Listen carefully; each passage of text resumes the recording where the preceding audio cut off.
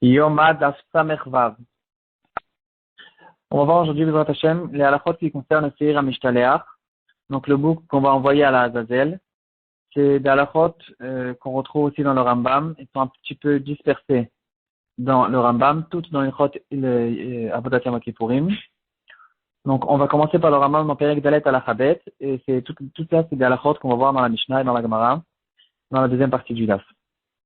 Alors le Rambam il va nous dire que le Kohen Gadol, quand arrive le moment d'envoyer le Seir, il va se rapprocher du bouc, il va poser ses mains sur sa tête, il va faire une confession, un vidouille, et ce vidouille, il sera sur tout l'âme Israël. Et comme d'habitude, quand il faisait le vidouille, il mentionnait 3 fois le nom d'Hachem, et à chaque fois, tout le monde se prosternait par terre. Ensuite, le Kohen Gadol, il va l'envoyer, et le prosternement, c'est une halakha qu'on retrouve dans Perek Bet halakha Zayin là-bas du Rambam. Ensuite, il va l'envoyer avec quelqu'un qui avait déjà été désigné depuis avant Yom Kippour, qu'on appelle Ish Iti dans la Torah, quelqu'un qui avait déjà été prêt pour ça, pour cette chose-là. Cette personne-là peut être aussi un Israël, mais il avait quand même l'habitude de prendre en général un Kohen pour cette mission, pour prendre le Seir, la Zazel au désert et l'envoyer et le faire lancer d'une montagne rocheuse. Ensuite, depuis Yerushalayim jusqu'à qu'il arrive jusqu'au désert, on va faire tous les quelques kilomètres, on va mettre une cabane. Dans la cabane, il y aura une ou plusieurs personnes qui vont recevoir le messager et qui vont même lui proposer à manger, malgré que c'est Yom Kippour, pour que, s'il a besoin de manger dans un cas de Pikuach Nefesh, alors il peut manger ou boire. Et de toute façon, pour qu'il puisse plus facilement faire son chemin, en sachant que il a une possibilité de manger dans un cas de besoin, ça va l'aider à jeûner. Ensuite, il va arriver à l'endroit au bout du désert. Il va se séparer de la dernière cabane. En arrivant au désert, il va marcher encore tout seul avec le bouc. Et ensuite, il va faire sortir le ruban rouge qui était sur les cornes du bouc.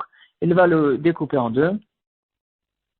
Et il va mettre la moitié sur le rocher qui se trouve à côté. Et l'autre moitié, il le rend sur les cornes du bouc, et puis ensuite il va le pousser vers l'arrière et le bouc va dégringoler, et la Gemara va dire déjà qu'il n'arrivait même pas à la moitié de la montagne et il était déjà décomposé en morceaux.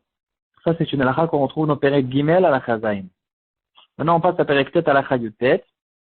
Le Rambam va donner encore quelques précisions en ce qui concerne le Seir. Donc on sait que le Seir ne peut pas être taref ou avoir un défaut, malgré que de toute façon il aura beaucoup de défauts lorsqu'on va l'envoyer, et c'est de toute façon pas considéré vraiment comme un korban, mais quand même il faut qu'il soit bon. Et maintenant, si le Seir il est malade, donc il n'est pas taref. Taref, c'est une maladie intérieure qui cause qu'il ne peut pas vivre 1 an. Là, c'est juste une faiblesse qu'a le bouc, et donc il ne peut pas marcher tout ce long chemin. Alors, on a le droit de le prendre sur ses épaules, malgré qu'on sait que pendant Shabbat et Yom Kippour, on n'a pas le droit de porter en dehors d'un Reshut HaYachid, un domaine privé, qui est fermé de Mechitot. Quand même, ici, on aura le droit, parce que, tout simplement, la Torah nous a dit de le faire.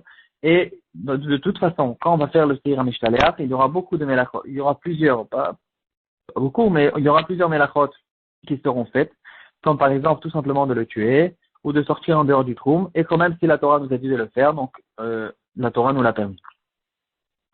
Maintenant, si c'est l'envoyé qui est tombé malade, alors c'est-à-dire on va prendre quelqu'un d'autre, malgré que cette deuxième personne n'a pas été désignée depuis le début, c'est pas maquet, c'est pas grave, s'il est malade, il ne peut pas l'envoyer, alors on le fera avec quelqu'un d'autre. Ça, c'est une halakha dans halakha kaf. Mis à part ça, si le Meshaleach, l'envoyé, elle est devenu tamé, dans ce cas-là, on préférera quand même de le prendre, et même on lui permettra de rentrer dans le Beth Amikdash, malgré qu'il est impur, parce que la Torah quand même préfère que ce soit la personne qui a été désignée depuis le début pour faire cette mission. C'est une halakha qu'on retrouve dans l'halakha Kaf Elef, toujours dans Pereke, et une dernière halakha qu'on va dans le Rambam, dans l'halakha Kaf Bet.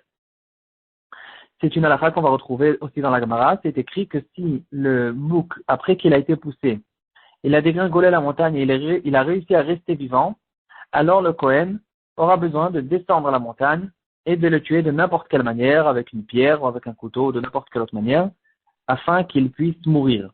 Malgré qu'on a vu dans la Gemara, dans Rashi, et qu'en général, les halakhot qui concernent le bouc, c'est pas tout est me'akev. C'est-à-dire, on est quitte de la mitzvah du bouc, déjà, dès qu'on a fait le tirage au sort, et qu'on l'a désigné pour l'envoyer au désert, ça suffit, point de vue mitzvah, point de vue être quitte, ça suffit.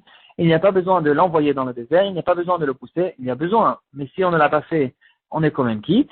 Et quand même, on retrouve une halakha intéressante qui va nous dire qu'on fait des melachot, par exemple, il va sortir en dehors du trou où il va tuer le bouc, malgré que c'est pas quelque chose qui est obligatoire point de vue se rendre quitte.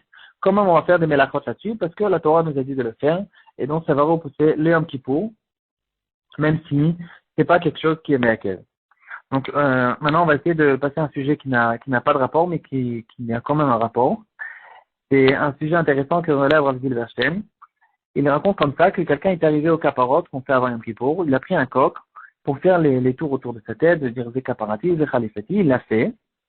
Et puis tout d'un coup, le coq il a eu peur, en tout cas le coq il a réussi à lui échapper des mains et se sauver, et il s'est remélangé avec tous les coqs et les poules qui étaient désignés pour faire les caparottes aux autres personnes. Maintenant, on se retrouve dans un gros problème, parce que les gens ne voudront pas faire une capara sur un coq qui a déjà fait une capara. En général, on sait très bien qu'il y a une caisse pour les coqs qui sont nouveaux, qui n'ont pas fait de caparotte, et il y aura une autre caisse pour ceux qui ont déjà fait les caparottes. Et là-bas, on va les mettre, ces coqs seront désignés à la shrita. Maintenant, quand ce coq-là, il a échappé, il s'est mélangé entre tous les coqs, alors qu'est-ce qu'on fait?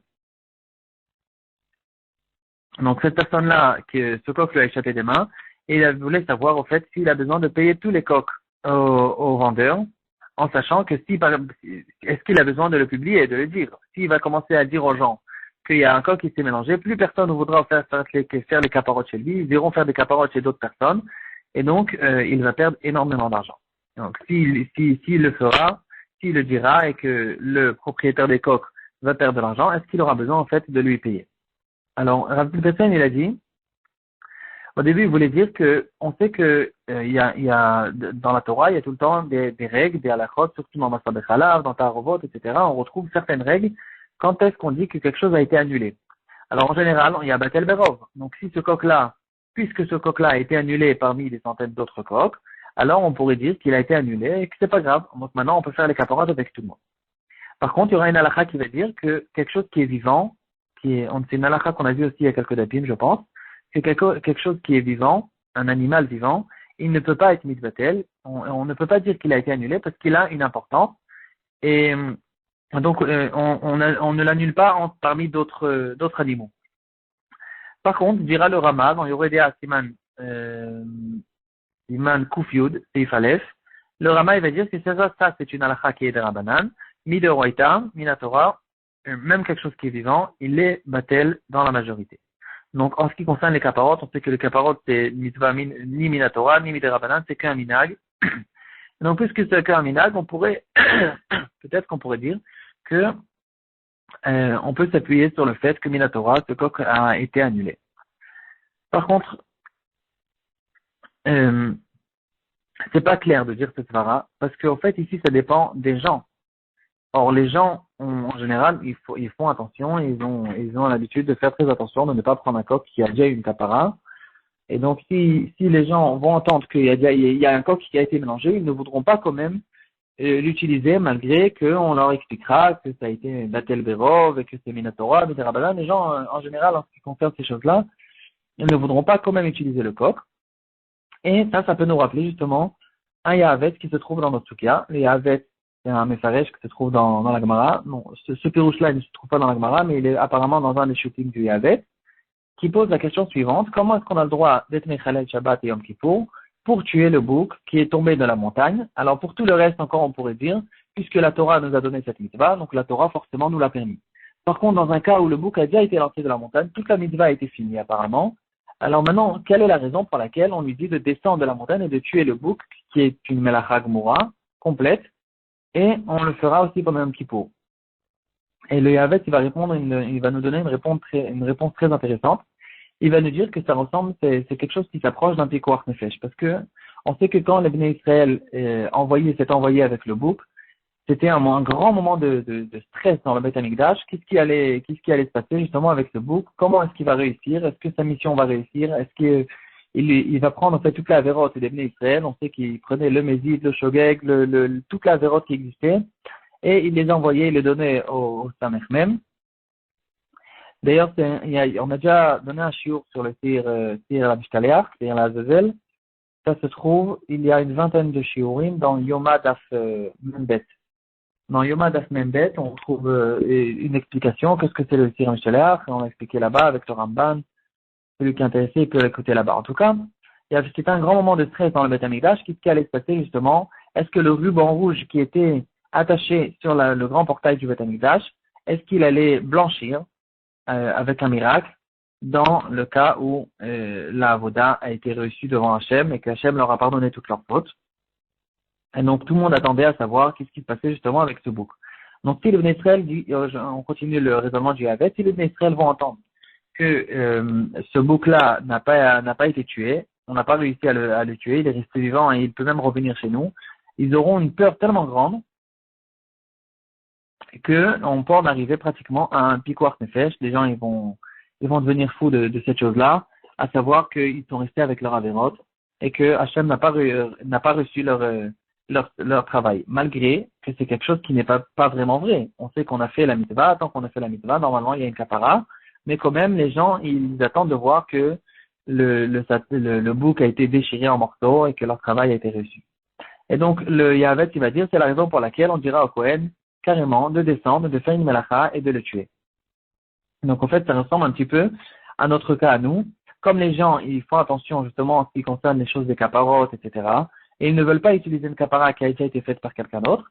Alors, on peut dire que c'est un mékartaout de laisser maintenant un bitul berov dans les poules, dans les coques, et de ne pas prévenir aux gens. Par contre, maintenant on revient justement à ce cas-là des caparotes. Rav Zilvashan, il ramène qu'il a demandé cette question à son beau-père, le Rav Eliashiv. Et le Rav Eliashiv, il a dit qu'en fait, c'est une erreur complètement de penser que la capara des coques se fait au moment où on les tourne autour de la tête. C'est pas vrai. La capara se fait au moment de la shrita. Quand on va faire la shrita de ce coq par la suite et qu'ensuite on va donner sa viande à des pauvres, c'est ça qui fait la capara, parce que on considère comme si que cette personne-là, s'il est chayav mita, alors il a fait passer son chiyuv mita sur le coq.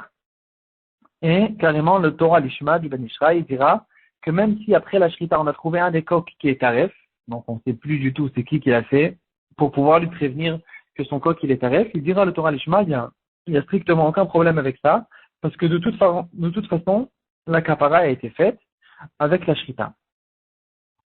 Et donc, dira le Rav Eliashiv, c'est la raison pour laquelle quand le coq s'est échappé, il s'est mélangé avec les autres, en fait, de toute façon, cette personne-là n'a pas eu de kapara du tout, parce que cette kapara, ce coq va être racheté plus tard par quelqu'un d'autre, et la shrita va être faite pour la deuxième personne qui l'a acheté, et donc, carrément, on pourrait presque dire qu'au contraire, non seulement celui qui tenait le coq et qui s'est échappé de sa main, il n'a pas besoin de payer au vendeur des coqs, mais on pourrait presque dire que le vendeur de coq devrait au fait lui rendre l'argent de son coq, parce que lui, en fait, il n'a pas eu de kapara, sachant que son coq a été parti pour quelqu'un d'autre et a été shrité pour quelqu'un d'autre.